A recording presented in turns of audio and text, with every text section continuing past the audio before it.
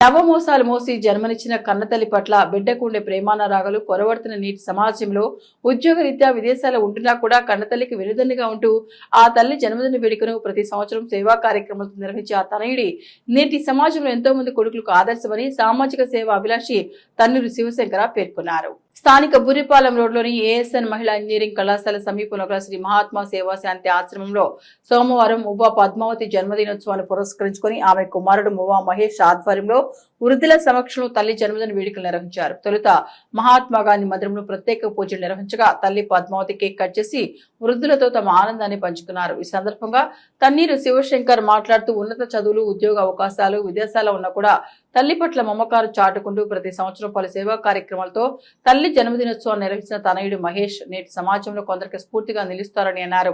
అనంతరం ఆశ్రమ వృద్ధులకు అన్నప్రసాద వితరణ చేశారు. కార్యక్రమంలో ఆశ్రమ వ్యవస్థాపకులు వజ్రాల రామలింగాచారి, ఆశ్రమ కార్యనిర్వాహకులు కోటేశ్వరరావు, ఆశ్రమ వృద్ధులు తదితరులు పాల్గొన్నారు.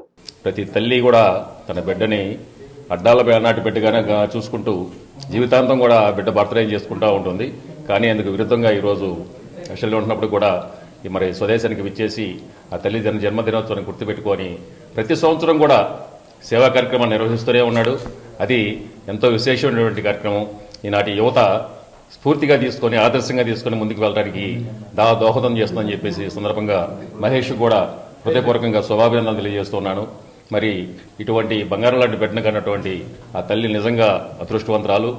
అలాగే ఈ తల్లి ఈ జన్మదినోత్సవాలను ఇలాగే శత సంవత్సరాలు జరుపుకోవాలని చెప్పేసి